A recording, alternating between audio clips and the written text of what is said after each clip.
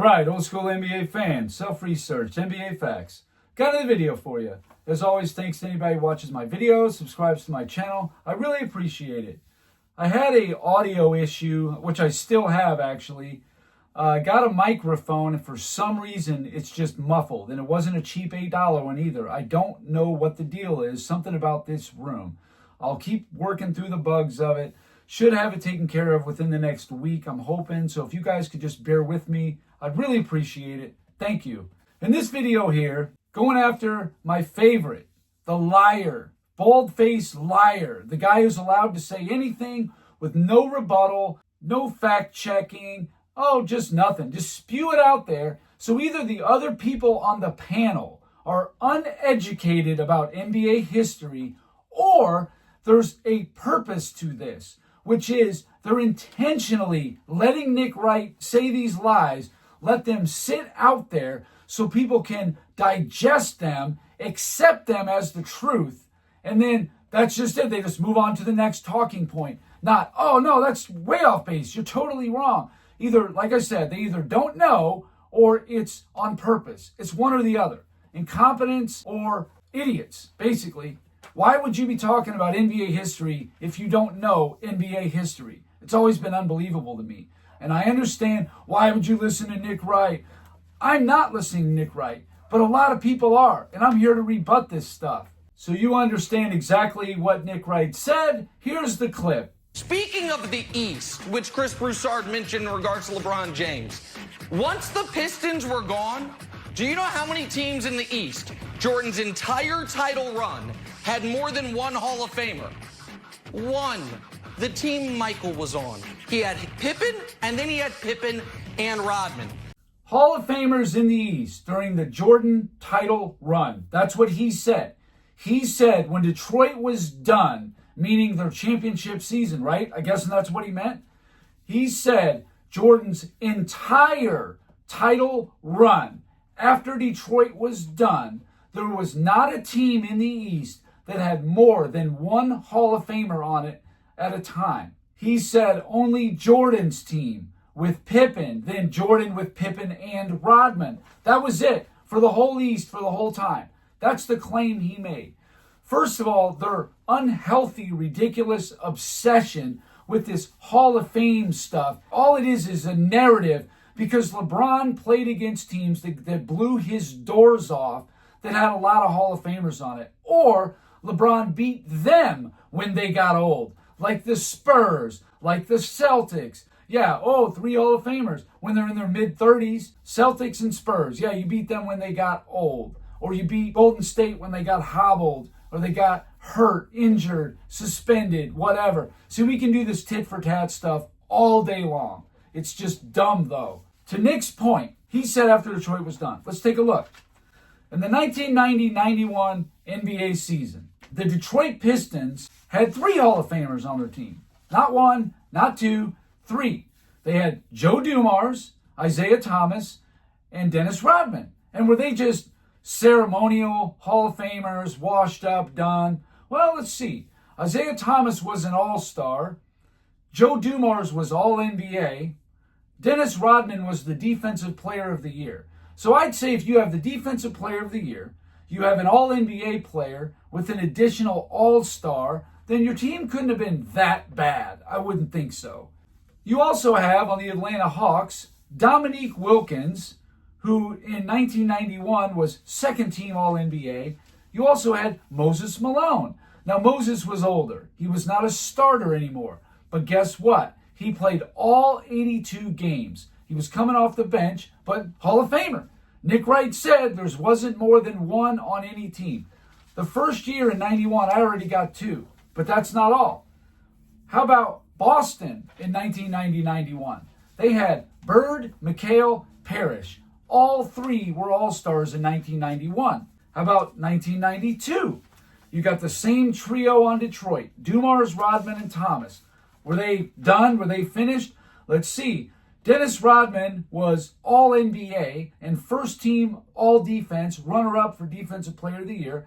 Joe Dumars was first-team all-defense and an all-star. And Isaiah Thomas was an all-star. So to me, that's far from finished. Then you have Boston, who had, again, Bird, McHale, Parrish. Larry Bird was an all-star. 1992, 1993. Again, you have Boston. Bird's retired now, but you still have McHale and Parrish.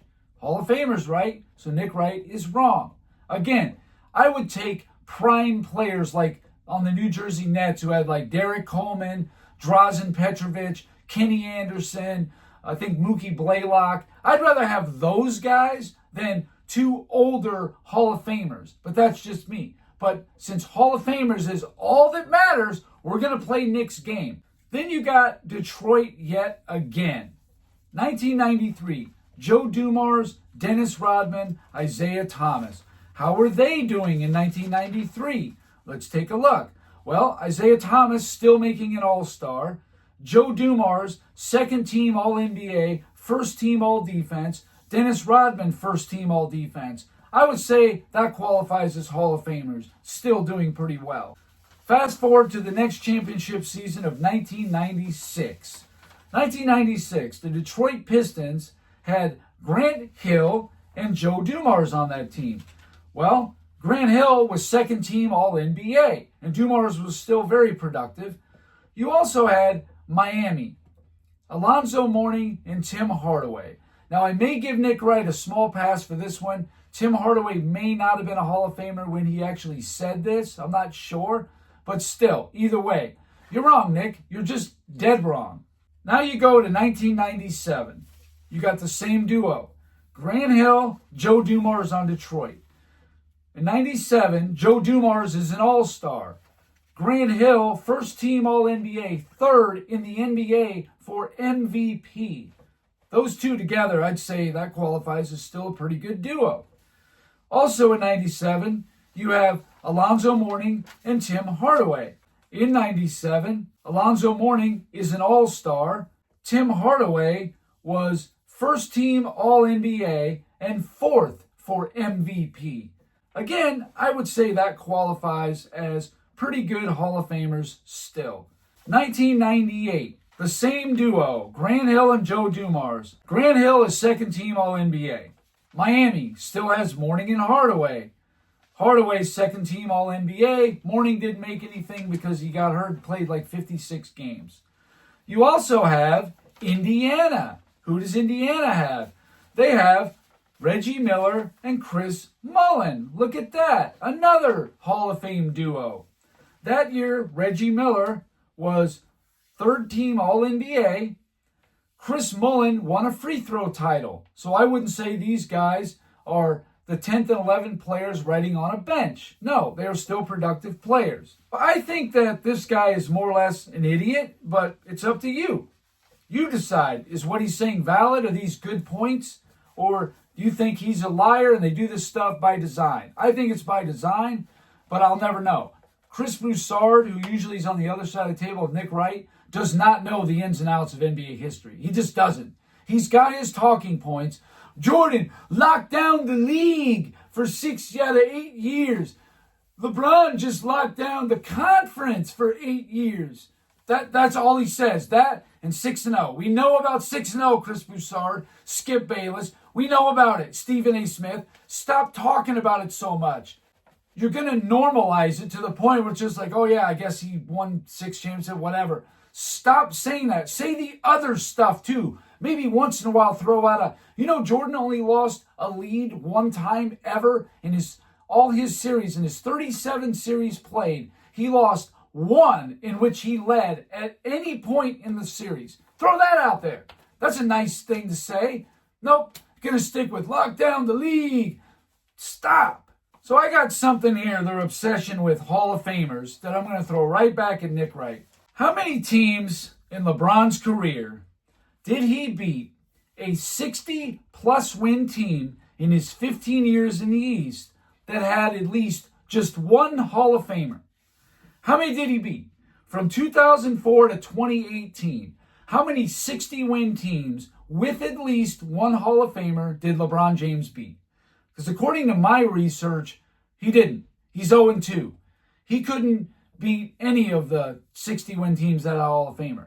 He beat the Chicago Bulls in 2011, and he beat the 2015 Atlanta Hawks. That's it. Neither team has a Hall of Famer on it. How about Michael Jordan? Well, Michael Jordan played 5 teams. He actually beat 3 of them. Michael Jordan actually beat 3 of them. He lost to the 86 Celtics and the 89 Pistons, but he beat the 93 Knicks, the 96 Orlando Magic, and the 97 Miami Heat. So I just wanted to make this video to put that out there. Every time I hear this guy lie, I'm making a video on it. I'm so tired of it that all these people keep repeating the same stuff. If I hear it on my channel's comment section, I can only imagine some of the other bigger content creators. They got to be like, this is ridiculous. Everybody's following this liar. And he's not the only one. It's not just Nick Wright. But that's just the one who says the most bold, wildest claims and lies. I feel remiss to always rebut this guy and speak the truth, set the record straight, so to speak. Anyway, that's all I got for this video. Thank you guys for watching. If you liked it, please hit the like button. If you wouldn't mind sharing the video, that would be great. If you haven't subscribed already, please do. I've been giving daily content. And that's it. Until next time.